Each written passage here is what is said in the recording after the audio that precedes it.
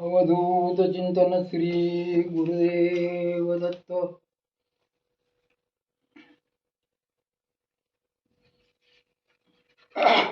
माझ्या सर्व साधक बंधू भगिनींनो,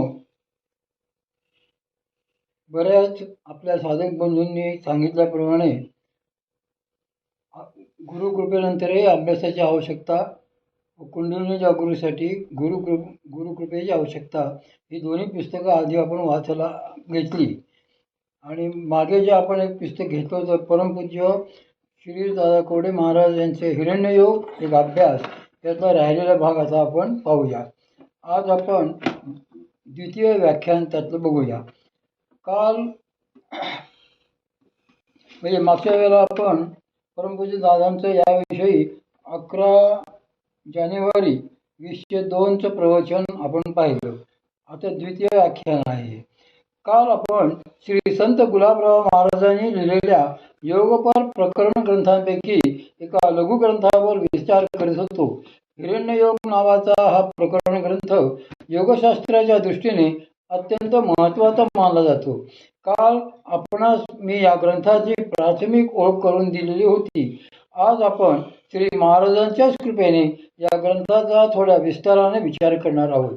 हिरण्ययोग हा महायोगांतर्गत श्री भगवंताने कृपापूर्वक प्रकट केलेला आणि माऊलींनी पुढे विस्तारित केलेला असा जो भक्तियोगाचा किंवा महायोगाचा विचार आहे, संप्रदाय आहे, तोच या हिरण्ययोगाकरता श्री महाराजांना अभिप्रेत आहे. या हिरण्ययोगाकरता अधिकार अपेक्षा देखील आहे, कारण हा योग मध्य संवेगापासून सुरू होतो. सामान्यतः साधक हे मंद किंवा अतिमंद अधिकार श्रेणीतले असतात. त्यामुळे त्यांचा संवेगही मृदू संवेग व मृदू संवेगच असतो. साधनेने तो वाढून मध्य संवेग येतो. जोपर्यंत साधक नियमित व प्रेमयुक्त साधनेने त्या मध्य संवेगातून तीव्र संवेगामध्ये पोहोचत नाही, तोपर्यंत हिरण्ययोगात पूर्ण प्रगती होत नाही. याचाच अर्थ असा आहे की या हिरण्ययोगाचा प्रवास हा मध्य संवेगापासून तीव्र संवेगापर्यंतचा असतो.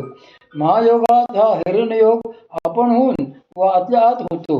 पण जर कुणा साधकाला महायोगाची प्राप्ती झालेली नसेल, तर मात्र त्याला हा हिरण्ययोग कष्टाने अभ्यासाने साधावा लागतो.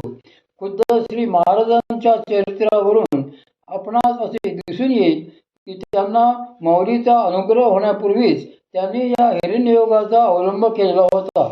पण हिरण्ययोगातील परिपूर्ण प्राप्तीची जी स्थिती असते ती मात्र सद्गुरूंच्या कृपेनंतरच अधिक सुलभ होते. याची ही नोंद श्री महाराजांनी घेतलेली आहे. तीव्र संयोगाचे फळ. आपल्यापैकी ज्यांनी श्री महाराजांच्या चरित्राचा डोळस अभ्यास असेल त्यांना आठवेल की श्री महाराज त्यांच्या बालपणी काही विशिष्ट बाललीला करीत असत. त्यातील एक हकीकत अशी आहे की श्री महाराज लहानपणी जेव्हा जेवायला बसत तेव्हा मधूनच आपले दोन्ही हात पुढे करीत किंवा बोटांनी सगळीकडे चंदनगंध शिंपडीत. या संदर्भात एकदा त्यांच्या आजीने त्यांना "अरे तू हे काय करतोस" असे विचारले असता त्याने उत्तर दिले की "बाई, एक सुंदर लेकरू आले आहे. त्याला 4 हात, कपाळाला केसरी गंध, कानात कुंडले होती आणि मस्तकावर मुकुट होता." असे सुंदर वर्णन त्यांनी त्या संदर्भात केले होते. त्यांना हा जो श्री भगवंतांचा सगुण आविर्भाव अनुभवास येत असे ते केवळ या हिरण्ययोगाच्या तीव्र संवेगानेच फळ आहे. श्री महाराजांनी स्पष्ट केलेले आहे की हा हिरण्ययोग म्हणजे स्वप्नयोग होय. तो मध्य संवेगापासून सुरू होतो आणि तीव्र संवेग झाला की स्वप्नातले सगळे प्रत्यक्ष समोर यायला लागते. श्री महाराजांनी स्वतःची अंतरंग स्थिती अशीच होती.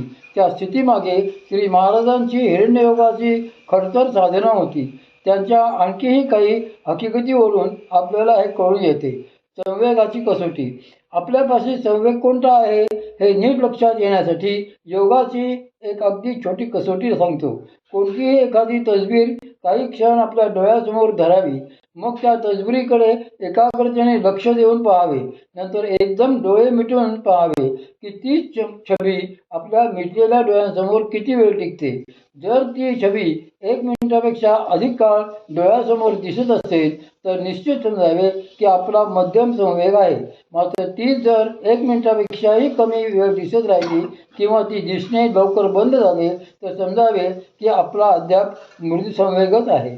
या मृदुसंवेगाचा मध्यसंवेग होईपर्यंत यथार्थ स्वप्नांचा भाग अनुभवाला येत नसतो. म्हणजे आपल्या स्वप्नात ईश्वराचा किंवा सद्गुरूंचा आविर्भाव होत नसतो. हा संवेग वाढविण्यासाठी काही साधनेही सांगितली आहेत. उदाहरणार्थ, लौकिक योग साधनांमध्ये हठयोगाच्या अंतर्गत जी एक विशिष्ट साधना याकरिता येते तिला त्राटक असे म्हणतात. या त्राटक साधनेच्या साहाय्याने साधकाचा संवेग वाढून मृदू संवेगाचा मध्य संवेग होतो. कारण काही चार्जर असं येतो. मानस पूजेचे दिव्य साधन. यासाठी दुसरेही एक सुंदर साधन सांगितले आहे. सर्व संतांनी त्या साधनाचा अंगीकार केलेला आहे. ते साधन आहे मानस पूजेचे. हे मानस पूजेचे साधन संवेग वाढवण्यासाठी अत्यंत उपयोगाचे असते. जर साधकाकडून ही मध्य संवेग होतो असे लक्षात येईल, पण त्यासाठी ही मानस पूजा शास्त्रशुद्ध पद्धतीनेच व्हायला पाहिजे. महायोगाच्या साधकांना मात्र अशी चिंता नसते. सद्गुरू कृपेने किंवा भगवत कृपेने हे सगळे त्यांच्या आतल्या आत घडायला लागते. हा कृपायोग किंवा महायोग आपल्या जन्मजात अधिकारानुसारच आपल्या ठिकाणी योग्य वेळी ईश गुरुप्रसादाने प्रकट होत असतो आणि तो ज्या क्रमाने प्रकट होतो त्याला क्रमयोग अशी संज्ञा आहे.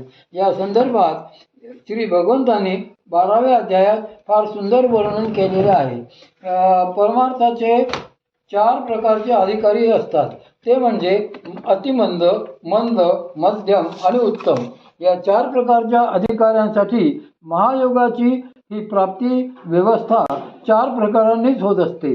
म्हणजेच साधकावर भगवत कृपा, सद्गुरू कृपा झाली तरीही ती 4 प्रकारांनी प्रगट होताना दिसते.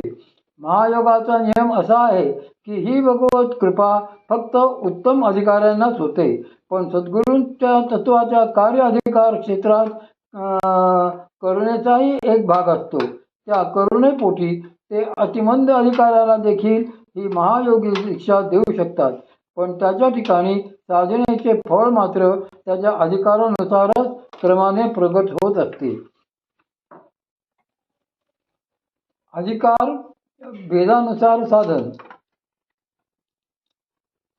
माऊलींनी 12व्या अध्यायात स्पष्टपणे सांगितले आहे की जे अतिमंद अधिकारी असतात त्यांच्यासाठी श्री भगवंत आपल्या विभूतीचा, मूर्तीचा मेळावा घेऊन आले आहेत. म्हणजे अतिमंद अधिकाऱ्याला मूर्तीपूजेचे साधन सांगितले आहे. हे एक बाह्य साधन आहे. त्यानंतर मंद अधिकाऱ्यांसाठी त्यांनी जे साधन सांगितले आहे ते म्हणजे परिग्रहित घातले तरियावरी. येथे तरियावरी म्हणजे नावेवर. मंद अधिकाऱ्यांकरता श्री भगवंतांनीच निजनामाच्या नावा सजवल्या आहेत. नामाचे या सहस्त्रवरी, नावा या अवतारी, सजून या संसारी तारू झालो. याचाच अर्थ असा आहे की मंद अधिकाऱ्यांना केवळ नामदीक्षेचा अधिकार असतो.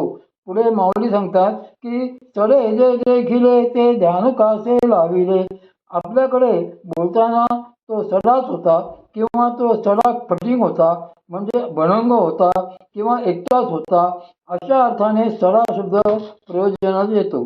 पण येथे माऊलींना तो अर्थ अभिप्रेत नाही. त्यांनी येथे सडा शब्द विरक्त या अर्थाने योजलेला आहे. सर्व प्रकारच्या प्रपंचतापामुळे तापून तो जो या संसारातून अलिप्त विरक्त व्हायला लागलेला असतो त्यालाच येथे सडा म्हटलेला आहे. तोच परमार्थाचा मध्यम अधिकारी असतो.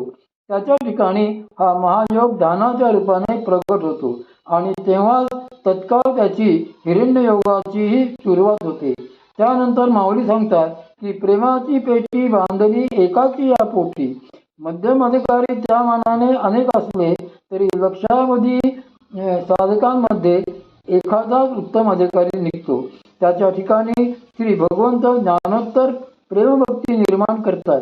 त्याच्या ठिकाणी भगवती शक्ती प्रेमरूप अमृत स्वरूप होऊन प्रगट होते. असा हा अधिकारानुसार साधनांचा प्रकार 12व्या अध्यायात माऊलींनी सांगितलेला आहे. लौकिक आणि सूक्ष्म सृष्टी याचा अर्थ असा आहे की जरी हा महायोग प्राप्त झाला तरी ते ध्यानकासे लाविले असे झाल्याशिवाय साधकाला हिरण्ययोगाची प्राप्ती होत नसते. श्री महाराजही हेच सांगतात की सूक्ष्म शक्तीचा प्रकाश जागृतीपेक्षा स्वप्नात अधिक लवकर होतो, पण त्यासाठी मध्यम संवेगाच्या आणि ध्यानाच्या माध्यमातून जावे लागते. आपल्या या लौकिक सृष्टीतही एक सूक्ष्म सृष्टी असते. पूर्वकाळात पूर्वयुगात या दोन्ही सृष्टींचा परस्पर घनिष्ठ संबंध होता. ज्यांनी पुराण कथांचे साक्षेपाने परिशीलन केलेले आहे त्यांच्या लक्षात असेल की त्या काळी पृथ्वीवरील राजे सदैह स्वर्गात जाऊन देवांच्या बाजूने लढायांमध्ये लढून परत येत असत.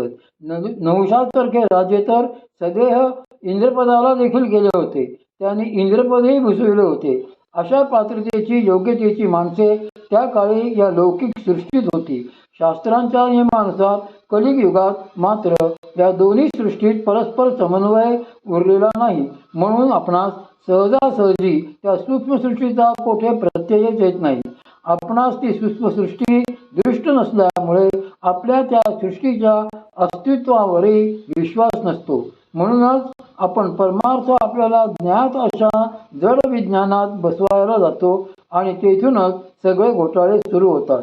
जोपर्यंत आपण ही सूक्ष्मसृष्टी बघत नाही किंवा तिचा अनुभव घेत नाही तोपर्यंत आपणास त्या सूक्ष्मसृष्टीचे नियम कळणार नाहीत आणि आपण ती सृष्टी सत्यही मानणार नाही. आपल्या भौतिक सृष्टीचे आणि त्या सूक्ष्मसृष्टीचे अनेक नियम परस्पर भिन्न आहेत. जे सिद्ध महात्मे असतात ते हे नियम जाणतात. हिरण्ययोग महत्वाचा. या कलियुगात हिरण्ययोगासारखे साधनच महत्वाचे ठरते. याचे कारण असे की तेच एकमेव साधन आपल्याला सहजतेने सूक्ष्मसृष्टीपर्यंत नेणारे असते. प्रत्येक जीव त्याचा अनुभव आतून घेतच असतो. स्वप्न ही इहलोक आणि परलोक यांच्यामधली संधी आहे. त्यामुळे या स्वप्नांच्या माध्यमातून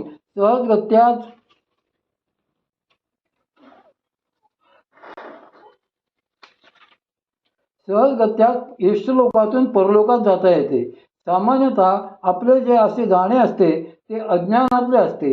तेच जाणे ज्ञानातले झाले. स्वप्नात ज्ञानाने जाता आले, तेथे जाणीवपूर्वक पोहोचणे झाले तर हा हिरण्ययोग सिद्ध झाला असे म्हणतात. श्री महाराजांनी हा जो हिरण्ययोग सांगितला आहे तो सांगण्यापूर्वी त्यांनी मुद्दामच स्पष्ट केलेले आहे की योग आणि महायोग यामध्ये एक महत्त्वाचा फरक गृहीत धरला पाहिजे. तो फरक असा आहे की साधक पातंजल योगाने जास्तीत जास्त काष्ठ समाधीपर्यंत जाऊ शकतो, पण महायोगाने मात्र सहज समाधी प्राप्त होते आणि ती समाधी ही व्युत्थापरहित असते. त्यामुळे या महायोगाच्या सहज समाधीत ब्रह्मानंद नित्य राहतो, अखंड राहतो.